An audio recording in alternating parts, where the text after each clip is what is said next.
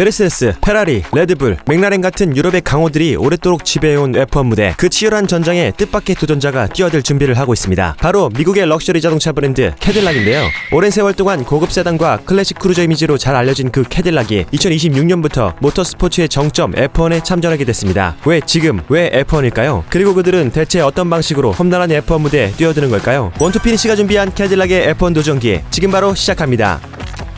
현재 F1은 10개 팀 체제로 운영되고 있는데요. 하지만 처음부터 그랬던 건 아닙니다. F1이 처음 개최된 1950년 첫 시즌에는 무려 30개 가까운 팀이 참가했죠. 알파로메오, 페라리 같은 팩토리 팀부터 자금도 준비도 부족한 개인 팀까지 출발선을 가득 메웠습니다. 당시에는 매 레이스마다 팀이 바뀌고 어떤 팀은 단 하루만 참가하고 사라지기도 했습니다. 그 시절 F1은 말 그대로 살아남은 자의 무대라 해도 과언이 아니었죠. 하지만 세월이 흐르며 F1에 참가하는 팀 수는 점차 줄었습니다. 7, 80년대에는 여전히 15팀 이상이 참가했지만 막대한 개발비와 스폰서 의존도가 커지면서 약한 팀들은 무너져갔고 90년대 중반 들어서는 대체로 11개 팀이 그리드를 채웠죠. 그러다 2010년대 잠깐 12개 팀 체제가 되기도 했지만 신생팀들이 자금 부족과 경쟁력 한계로 오래 버티지 못했고 결국 최근 10년간은 안정적인 10개 팀 체제가 이어져 왔습니다. F1은 대회에 참가하는 팀들과 FIA 그리고 상업권자인 FOM이 맺는 콩코드 협정이라는 특별한 규약 아래 운영되는데요. 이 협정은 상금 분배, 규정, 참가 조건을 명확히 규정하는데 현재 기준으로는 최대 12팀까지 참가가 허용됩니다.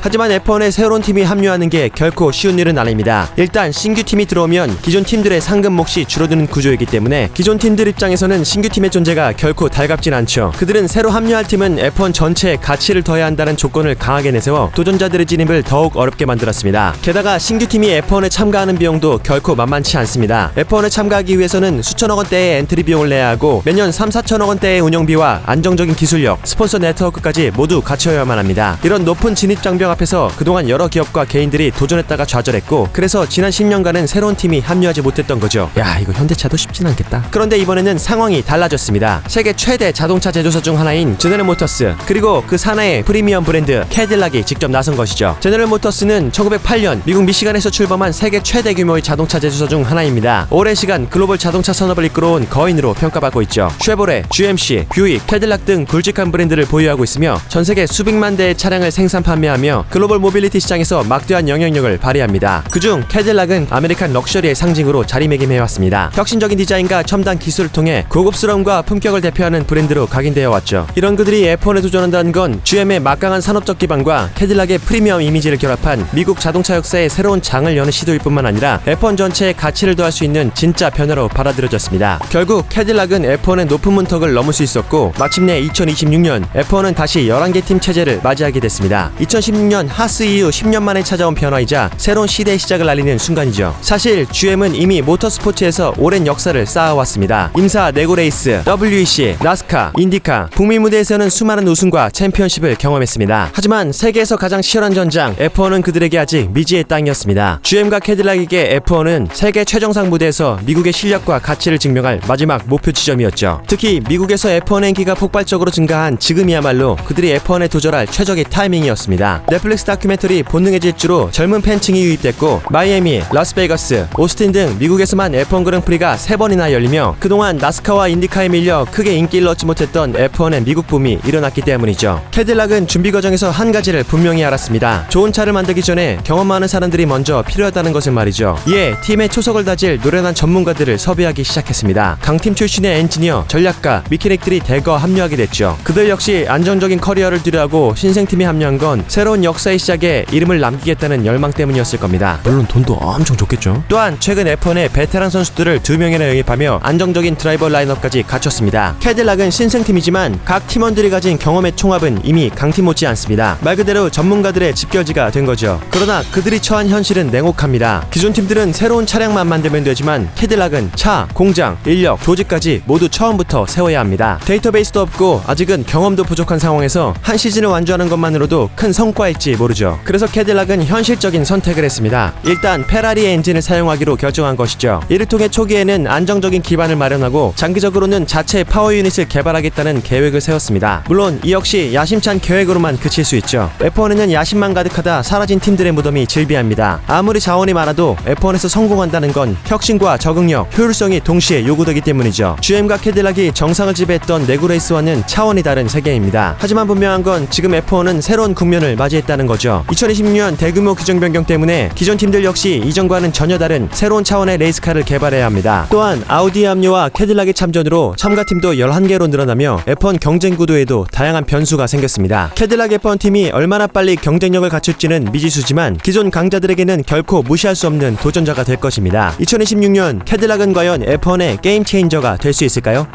지금 전 세계가 신생팀 캐딜락을 더욱 주목하는 이유는 수많은 F1 팬들이 사랑했고 그리워했던 베테랑 드라이버들이 캐딜락 팀에 다시 합류했기 때문입니다. 먼저 발테리 보타스, 1989년 핀란드 출신 드라이버로 6살에 카트를 시작하고 포뮬러 루노 2.0, F3 마스터즈, GP3를 거치며 두각을 나타낸 뒤 곧장 F1으로 직행한 유망주였습니다. 2013년 윌리엄스에서 데뷔한 그는 당시 중하위권 수준의 차로도 꾸준히 포인트를 따내며 가능성을 입증했습니다. 2014년에는 무려 6번의 포디움을 기록하며 주목을 받기도 했죠. 이후 2017년 메르세데스에 합류하며 해밀턴과 함께 수년간 메르세데스 왕조를 이끌었습니다. 10회 우승, 58회 포디움, 20번의 폴포지션을 기록하며 팀의 5연속 컨스트럭터 우승을 함께했죠. 발테리 보타스는 분명 실력 있는 드라이버였지만 동시에 영원한 2인자라는 꼬르표를 달고 살아야 했던 불운한 드라이버이기도 했습니다. 해밀턴이라는 절대 강자와 비교되며 수없이 차지한 준우승마저 평가절하되곤 했죠. 2022년 알파로메오 F1 팀으로 이적한 뒤에도 당시 차량의 성능이 너무 떨어지는 탓에 자신의 진가를 제대로 보여줄 수 없었습니다.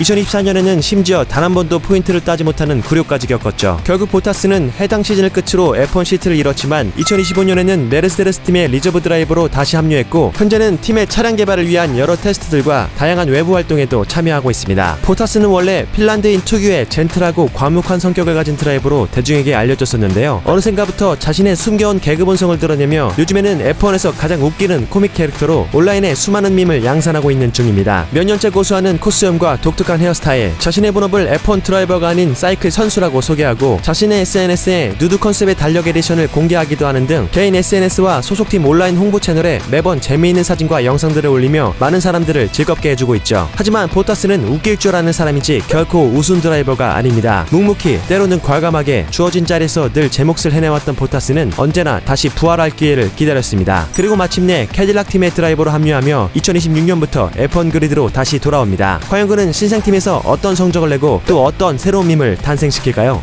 캐딜락의 두 번째 드라이버 세르히오 페레즈는 1990년 멕시코 출신 드라이버로 흔히 체코라는 별명으로 알려져 있습니다. 체코라는 별명은 세르히오라는 이름에서 유래했을 뿐 특별한 의미가 있는 것은 아니고 멕시코의 세르히오는 대부분 체코라는 별명을 가진다고 합니다. 또한 톰 크루즈와 묘하게 닮은 외모로 국내 팬들에게는 보급형 톰 크루즈라는 별명도 있죠. 페레즈는 유소년부터 남미 고카트 무대에서 종횡무진했지만 당시 가정 형편이 넉넉하지 않아 지속적인 지원을 확신할 수 없었던 상황이었습니다. 이에 페레즈는 멕시코 출신의 세계적인 깝부 카를로스 슬림의 사무실로 직접 연락해 당신이 나를 후원해준다면 훗날 F1에서 엄청난 성과를 내보이겠다고 말하며 슬림을 설득했다고 하죠. 젊은 레이싱 유망주의 패기에 감동한 멕시코 깝부는 이후 전폭적인 지지로 페레즈를 후원했고 이후 페레즈는 F1에 성공적으로 데뷔해 좋은 성적까지 낼 수 있었습니다. 2011년 자우버에서 F1 데뷔 후 중하위권 팀의 차량으로 여러 차례 포디움을 따내며 포디움 헌터라는 별명을 얻었고 2013년 맥라렌을 거쳐 2014년 포스 인디아로 이적한 후에도 나름 준수한 성적을 보여줬습니다. 특히 2020년 사키르 그랑프리에서는 F1 데뷔 후 190여 경기 만에 첫 우승을 차지했는데요. 이 경기에서 페레즈는 스타트 직후 사고에 휘말리며 한순간에 그리드 최우미까지 밀렸지만 놀라운 페이스로 엄청난 추월쇼를 벌여 선두권에 올라섰고 설상가상 앞선 선수들이 피트스탑에서 실수하며 페레즈는 마침내 1위로 피니시 라인을 통과했습니다. 꼴찌에서 출발해 정상에 오른 F1 역대 최고의 역전 드라마를 써낸 거죠. 이후 2020년 레드불 팀으로 합류하며 그동안 F1을 지배해왔던 메르세데스를 밀어내고 막스 베르스타펜과 함께 F1 정상에 올라섰지만 그도 역시 레드불 세컨드 드라이버의 저주를 피할 수는 없었습니다. 2023년에는 드라이버 챔피언십 2위를 차지하기도 했고 몇 번의 우승과 준우승을 기록하기도 했지만 막스와의 격차는 점점 벌어졌고 시즌 후반부로 갈수록 경쟁력을 잃은 모습을 보여줬죠. 그 결과 2024년 막스 베르스타펜이 매경기 엄청난 실력을 선보이며 4연속 드라이버 챔피언을 차지할 동안 레드불은 페레즈가 많은 포인트를 벌어주지 못해 결국 컨스트럭터 챔피언을 맥라렌에 빼앗기게 됩니다. 계속되는 부진에도 팀은 여러 번 기회를 줬지만 결국 그 기대에 부응하지 못했던 페레즈는 2024 시즌을 끝으로 팀에서 방출되고 맙니다. 하지만 2025년 레드불의 세컨드 드라이버들이 베르스타펜의 발끝에도 못 미치는 신통차는 모습을 매 경기 보여주면서 페레즈가 재평가되기 시작했고 2026년 드라이버 라인업을 아직 갖추지 못한 여러 팀들 역시 페레즈와 접촉하기 시작했습니다. 이런 흐름 속에서 캐딜락은 이 경험 많고 유능한 드라이버와 도전을 함께하는 길을 선택했고 마침내 페레즈는 캐딜락과 함께 F1의 새로운 커리어를 시작하게 됐습니다. 세르히오 페레즈는 과연 자신을 떠나보낸 성공을 한 레드불이 후회의 눈물을 흘리게 만들 만큼 캐딜락에서 자신의 실력을 입증할 수 있을까요?